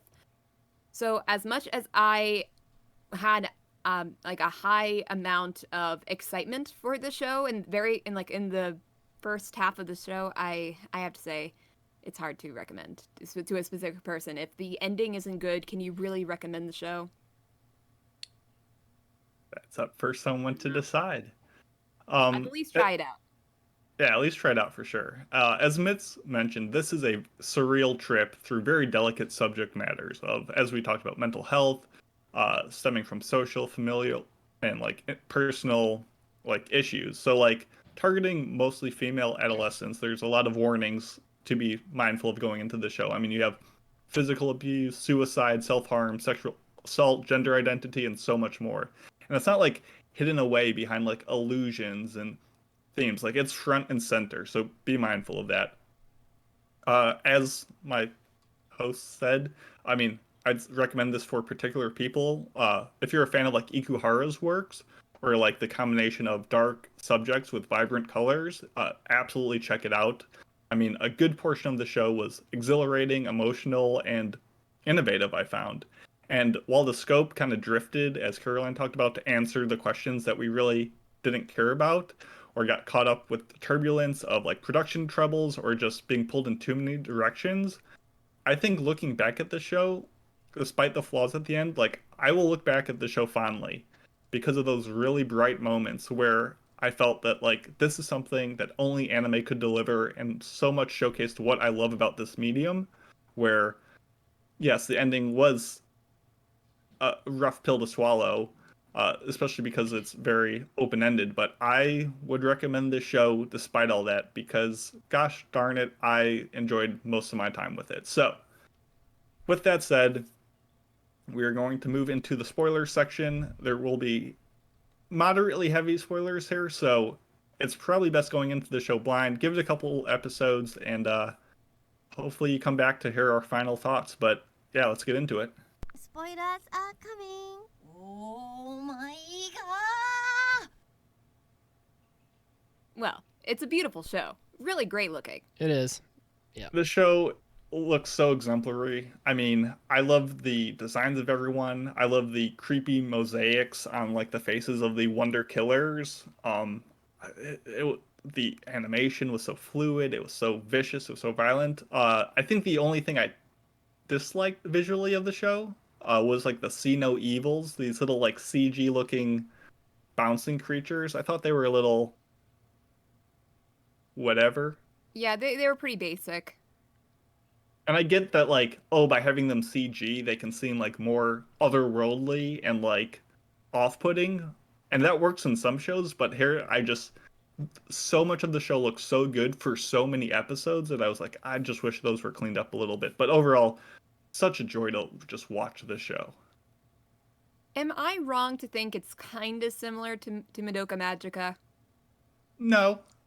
Yeah, because it has, like, that whole, cute style but dark, and then they have to fight a final boss, and in each situation they're in, and to do, like, while doing that they are getting their wish granted, which is in this situation it's saving one of their loved ones that had committed suicide. So in that realm it's kind of similar to Madoka Magica, but unfortunately it doesn't really stick the ending like Madoka Magica, and doesn't really like keep it confined to this understandable plot. Yeah, I mean, I feel like the good things first. I'd say the first half of the show was like a 5 out of 5 for me. I thought it was absolutely breathtaking and perfect. I mean, there was a lot going on, but I think everything was communicated well, from understanding the basics on how entering the dream works, the goals of each of these characters, kind of the, you know, issues that our four main characters were dealing with and how they stepped through them and dealt with them. I thought just all those themes, all that stuff was really fascinating and interesting, and I was very engaged in the story it was telling and very interested in how it would tackle these very serious themes that it was bringing up. So I guess I don't have anything bad to say about the first like 6 episodes, besides those Digimon-looking creatures being a little bit whatever. Yeah, they were almost like monsters from Kingdom Hearts or something. They're just like generic mobs, you know, that you're just hacking and slashing your way through. She does. Yeah, go ahead. The dub is pretty amusing at times during the boss fights with I guess they're boss fights really. I think she screams, "I'm really friggin' pissed off" every fight. That's like her thing. The catchphrases are so dumb because she's not the only one that does that. They all have the a others catchphrase. have catchphrases. I'm like, Oh, I why don't do we think I have noticed. catchphrases? What were some of the other ones? It's like Nehru said like, "I am going to blow your mind" or something Yep. like that. Oh, yes, I do remember that. We all I'm know gonna the blow your best mind. catchphrase though is by the time you hear it though, you'll already be torn to bits or whatever it is from Katana Gatari. Only that show can get away with it. But yeah, this show it was kind of felt a little forced, but I don't know, it was fine. And I think really the carrying part of the first 6 episodes before we really get behind the scenes is the characters themselves, which I just adored. I think the main character, is fantastic. The moments of her like lazily walking on the incline treadmill or like scooping the yogurt off the top of the container's lid, like those are all those like small endearing moments that we normally don't get in anime.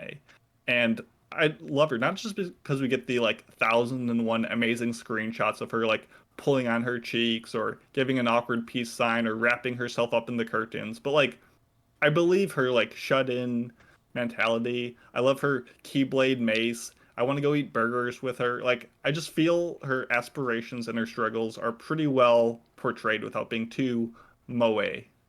Oh yeah, by the way, I do have a best girl poll on Twitter. I won, obviously, with 56% of the vote. Wow. Then came Solid. Rika with 24%. Then came Momo with 12 and Nehru with 8. Which I gotta say, I'm kind of surprised that Rika got second place because I thought Momo for sure would have gotten second place. I like Momo. I like all of them. I Rika's her deal of like self-harm and idol culture, Momoe with like gender identity.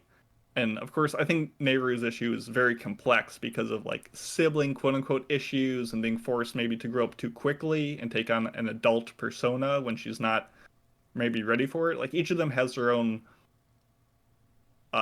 thorn in their side. And I like them all. With Nehru, like, I still don't understand her. Like, they kind of hinted at like what the heck is going on with her because she's apparently not human. That's correct. That's the thing that I feel like they should have pushed to the second season. Like maybe add like a little cliffhanger, like wait a minute, she's not completely human, and then they can delve into that. Because at the point where they were with the first season, I'm like, wait a minute. We're still trying to figure out the basics of what this show is, and you're gonna add in like, oh yeah, and she's not completely human. And then like apparently she was like stabbed in the back by her lower sister, like her younger sister. We have not delved into that. Why did she get stabbed? Jealousy is probably the best case, obviously inspired by Frill, but I figure like we'll speak on all that ending kerfuffle stuff when we come to it. What do you think of the characters, Mitz? Any thoughts? I thought the characters were. I didn't care for the story of this anime, honestly. I thought the characters were the strong point. I like Rika a lot because she's kawaii, because she's a cutie. That's her name, yeah. I like how she was like really eccentric, but she was also like very understanding. Like all these characters, I felt they could read the room pretty well.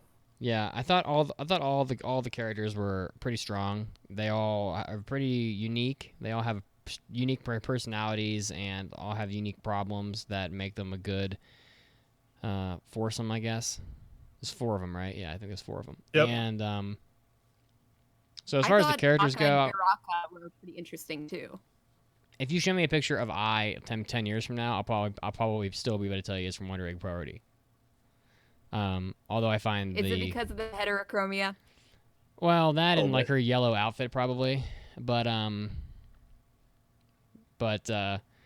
they just have very like unique designs. I think they all do. I think her heterochromia is kind of ridiculous. And the fact that it matches her outfit and her hair perfectly is, she's like entirely yellow and blue.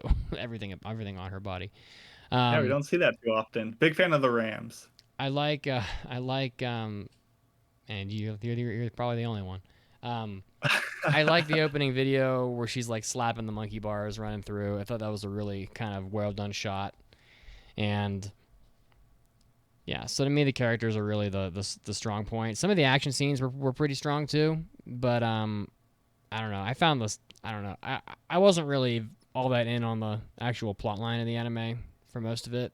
So, and I agree with you, Mitz. I feel like the characters, not only were they distinctive in their design and good by themselves, like as a group, they bounced off one another really well. And I felt that it was engaging and believable interactions. And yeah, the plot of, oh, why are they doing this? And what's the mechanics of this gotcha egg system? Don't play gotcha games, kids.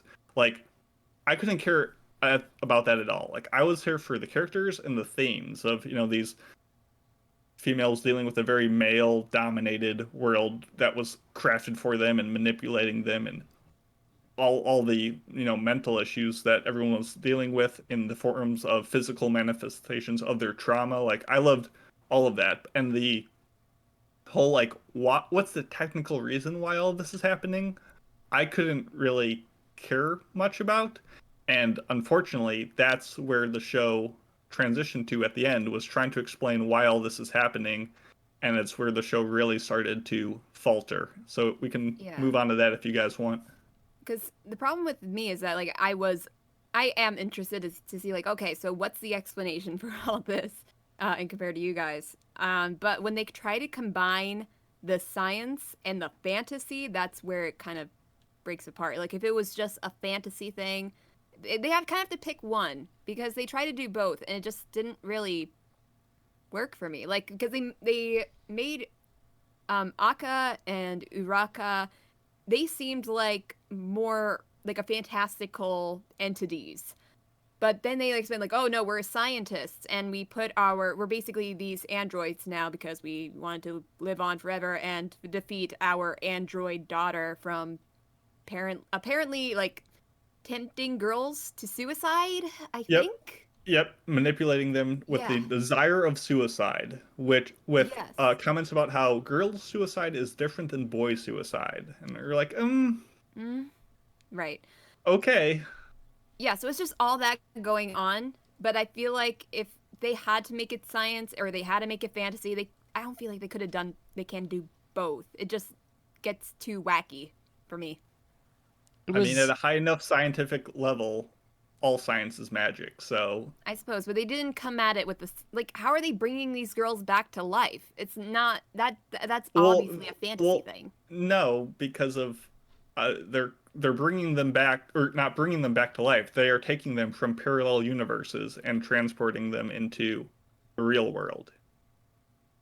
That's why when these girls come back to life, they're different than before. They don't remember our heroes. They're fundamentally a different person because they're being swiped from a different timeline and being brought into our world.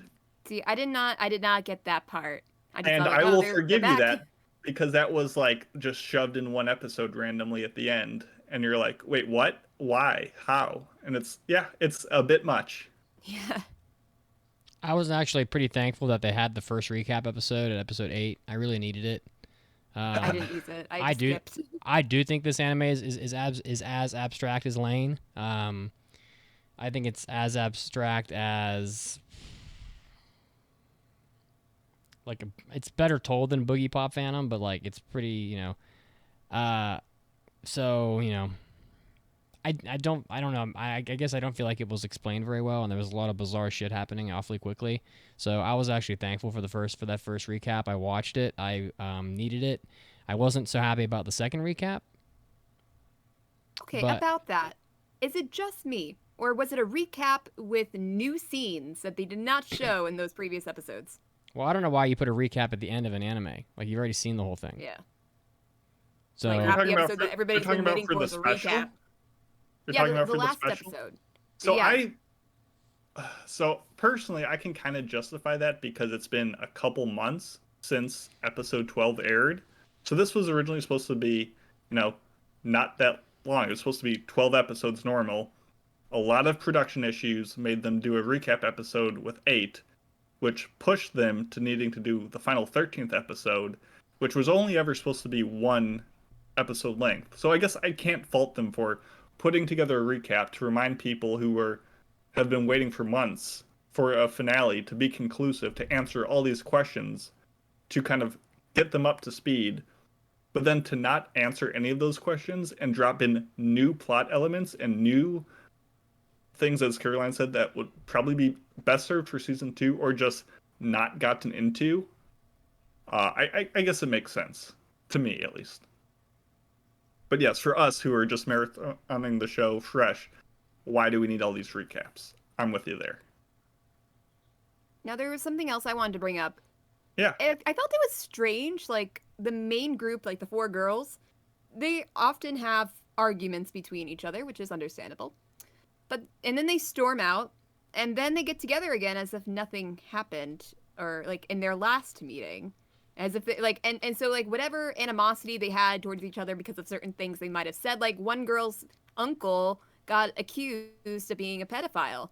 And then she kind of just forgets about that the next time they meet, and when it's brought up again, they get angry. So I'm just like, I feel like that's strange that, like, these feelings don't get carried over to the next time they meet. I mean, I felt like they were very forgiving people, very much in a stressful situation, and had a good bond of friendship. So that didn't so much bother me. What bothered me is these characters really found the first friends they've had in their life, and it really become a spot of support for all of them. And right at the end, when everything is failing and they're being, the most demoralized they've ever been, that just breaks apart, and this whole friendship just withers away into nothing. And you're just like, well, what's the message here? Like, what were we supposed to get out of that? That your friends will all leave you when things matter? Like, no, that's clearly not what they were going for. But they just did not have the time to do anything with this friendship, and it just withers away. And I get growing distance from your friends. That happens naturally, but the way it was so unresolved was just another cherry of disappointment on top of this special cake. Special cake. Special cake. Yeah, I mean, it's clearly a tale of two halves here, and it's tough to say. I mean, a lot like Neon Genesis Evangelion, people can be like, oh, I didn't like the ending, so that makes the whole show invalid. And as someone who liked the original ending of Evangelion, and I'm like, no, it's pretty good. Like, this I can see pretty conclusively was a disappointment. But nonetheless, I was still so wowed by the show for most of its run that I'm not forgiving it for having a bad ending, but I can live with it. What if it comes out the second season? How jazzed would you be to watch it? I would be super jazzed, very skeptical. I definitely do not think it's getting a second season. I highly doubt that. And it certainly would need it. I think, as you said, though, even from the first half, where it's bringing all these very serious themes, I was very much like, oh, how are they going to wrap this up? And as each episode went by and didn't get any closer, I became more and more concerned that, it's risky. The more themes you take on, the more burdens you shoulder, you need to do something with that and not just shove them to the side to pick up a new parallel universe arc. And, it's just upsetting. It's, they had the chance to do something really special and go plus ultra and beyond, and I just didn't. Plus I just ultra. didn't. Oh yeah, one more thing. The teacher, I still think he's a pedophile. He's not a good dude. No, he's okay. I mean, there was no evidence against him, but that hug between him and the friend. Oito? Yeah, that was weird looking. And also, I know that they call him very handsome and cute throughout the entire show, this teacher. He looks creepy. And nobody can wear a bolo tie except for Irvin from Attack on Titan. Nobody Yeah, else. the ties are Only him. a little whack. I mean, I was kind of getting into this on Discord. I could see how, because we're mostly seeing him from Ai's perspective, that he could be like misconstrued and like overly painted as negative. Like I could maybe see that, but no, he does seem very skeevy. And as General Mills pointed out, like in the last special, all of a sudden Koito's suicide like throws the teacher under the bus and tries to like absolve him of guilt, which is clearly he's to blame. So while I could see him maybe being not as bad as we perceive, he's definitely not a good dude. I also just like how they sprinkled in like, oh, but I must have a crush on him. It's like, can we stop with this whole like student has crush on teacher thing? It's weird, and I don't like it. And I don't see why I would have a crush on him. I feel like that was kind of obvious based on her feelings towards him. He seemed to be the first person to accept and even be like enamored with her physical defect of heterochromia that just like drove her into being bullied and stuff. So she saw it as like a big flaw, and he's like, no, it's like good, it's beautiful, it's nice, it's something to be sought after. And she's like, wow. So I think she needed it at that time, but I don't know. Any other closing thoughts? It's hard to sum up this show. It's really best experienced despite its flaws. But any thoughts, or do we want to score this thing? I've said what I wanted to say. I don't have very many more thoughts. I mean, I sort of feel like the show, at least to me, kind of delivers its message or whatever pretty early on, and you know, I get we're going through like different scenarios or whatnot, but it was a challenging watch, and not the kind of show that's good for me to watch in my normal scenario, which is at bedtime.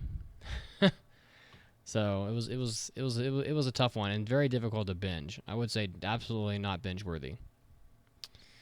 So, I did not pick this show with you in mind, Mitt, so I am sure. All right. Well, and with that said, I'd probably give the show something like 3 broken eggs out of 5. Like I think it's fine.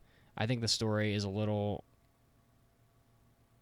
difficult to follow. I think most people aren't going to gravitate towards the story at all. And I'm surprised you're rating it that high. Well, it's because I understand. MO. I understand what it's doing. You know, and it's just that it's not necessarily for me, like story wise, and I don't think it's for most people. But I can't really fault a show for having a specific message for a very specific audience or whatnot. And so, you know, otherwise I would just give good shows to shonen stuff, and that'd be about it.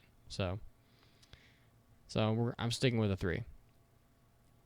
You see, I kind of disagree with some of the things you say. I did not find it hard to binge, and I enjoyed watching it. And even with its problems, I think it's a pretty decent show compared to a lot of stuff out there. I mean, at least it has, you know, the likable characters. It looks pretty good. And there are some really great moments in it. The funny thing is that I'm going to rate it the same as you. I'm going to give it 3 eyes awkwardly waving, a couple of light sticks turned weapons out of 5. I love the weapons. How all of what fun. she uses was, you know, an implement that the Wonder Egg had. I'm really freaking angry. Are you angry? I'm really fucking angry. Oh god, yeah. For me, here's my really bad analogy about why I think the show failed. I think the show had too many cooks in the kitchen going on. Too many cooks. I think one person was like, hey, I'm going to make eggs Benedict.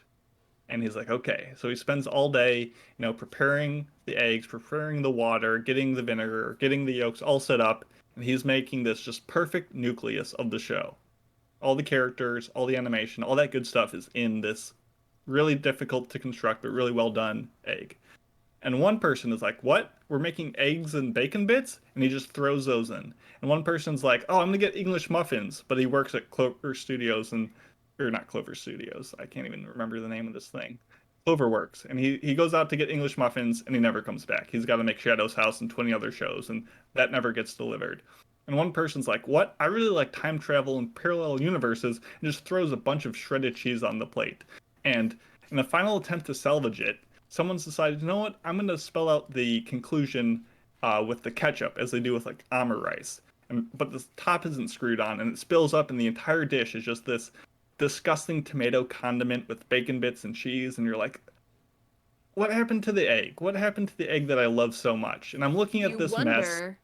Where's I wonder about this egg. Why wasn't it given the priority it deserved? And I can kind of scrape everything off, and I can see the egg at the bottom, and I'm like, that's what I really wanted. That's what I deserved. And it's been plagued by so many issues, but you know what? I would gladly order that egg again, because damn, that interior part, that nucleus, is so damn good. So I'm going to give this 4 yolks out of 5. Ending be damned, I still enjoyed this show. And that's how it be. That's how it That be. is how it be. Well, that's our show for today, guys. Again, of course, thank you for listening, as always, to our podcast. We love doing it for you, and we're going to continue to do so. I believe next week we are reviewing B-Stars, unless I'm mistaken. Oh, boy. That's the plan. It's coming out on Netflix about the time that the episode drops, so get to binging. Oh boy, there you go. Get to binging, people. The long-awaited release of B-Stars is finally being, I guess, let go from Netflix's Dungeon of Hell. So, if you want to follow us on social media, you can follow the podcast at AAA Podcast. I am at Pope Mitsugi. Mason is at Macy Pacey. And if you want to follow us on our socials, you can find us on Facebook as well. And of course, we want you to go over to our Discord. Click the Discord button on top of the website, aapodcast.com. You'll be able to get to our Discord. What do you guys got going on the Discord right now, speaking of which?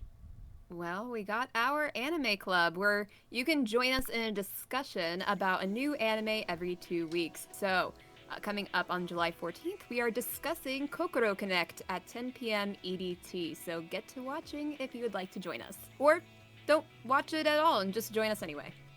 Yeah, we love to have you there, as well as have you at Manga Club, which is the next one will be on July 7th, which is Wake Up Sleeping Beauty, volumes 1 through 2.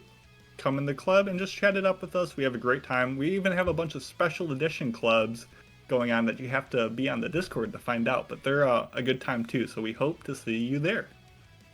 And of course, again, remember this podcast is entirely listener funded. If you want to help out the podcast, you can get over to aapodcast.com/join or find us on Patreon. We'll see you next week. Bye, guys.